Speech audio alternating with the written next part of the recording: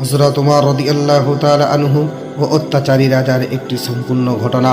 হযরত উমর রাদিয়াল্লাহু তাআলা আনহু হরমুজান নামের এক অত্যাচারী রাজা ছিল। ইসলামের দ্বিতীয় খলিফা হযরত উমর রাদিয়াল্লাহু তাআলা আনহুর শাসন আমলে তখন পারস্যের এক প্রদেশের শাসক ছিল হরমুজান নামের এক অত্যাচারী রাজা। মুসলমানদের সঙ্গে তার প্রায় লড়াই হতো। লড়াইয়ে পরাজিত হলে তিনি বিভিন্ন শর্তে সন্ধি করতেন এবং নিজের রাজ্যে ফিরে যেতেন। পরে আবার সুযোগ পেলেই মুসলমানদের ক্ষতি করতেন। তার এই নীতির ফলে খলিফা হযরত উমর আদেশ দিলেন হরমুজানকে বন্দি করে তার দরবারে হাজির করতে হবে।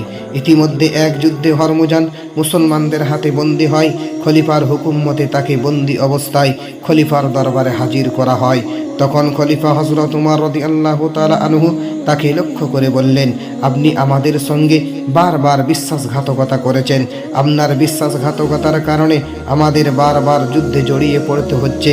ফলে অসংখ্য মুসলিম সৈন্যকে অযথা প্রাণ দিতে হচ্ছে, তাদের অর্থ সম্পদ নষ্ট হচ্ছে। আপনি অনেকের ঘর বাড়ি আপনি ধ্বংস করেছেন, নিরীহ অনেক লোকের উপর অন্যায়ভাবে অত্যাচার চালিয়েছেন। আপনাকে আর সুযোগ দেয়া যায় না। আপনার একমাত্র শাস্তি হলো মৃত্যুদণ্ড। মৃত্যুদণ্ড কার্যকর করার পূর্বে আপনার কোনো কথা থাকলে বলতে পারেন। হরমুজান ছিল খুব কূটবুদ্ধি সম্পূর্ণ একটি লোক। সুযোগ পেয়ে তিনি এক ফন্দি আনলেন।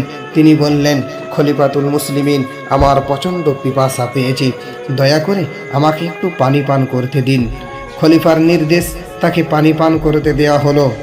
হরমুজান পানির পাত্র হাতে নিয়ে তা পান না করে ভীতু ভীতু ভাব নিয়ে ডানে বামে তাকাতে লাগলেন। তাকে জিজ্ঞাসা করা হলো, কি হলো, আপনি পানি পান করছেন না কেন?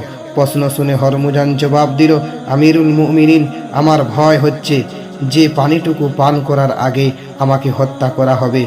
তার কথায় শেষ হওয়ার সঙ্গে সঙ্গে হযরত উমর রাদিয়াল্লাহু তাআলা আনহু বললেন, আপনি নির্ভয়ে পানি পান করতে পারেন। পানি পান করার পূর্বে আপনাকে হত্যা করা হবে না, এই ব্যাপারে আপনাকে আমি কথা দিলাম।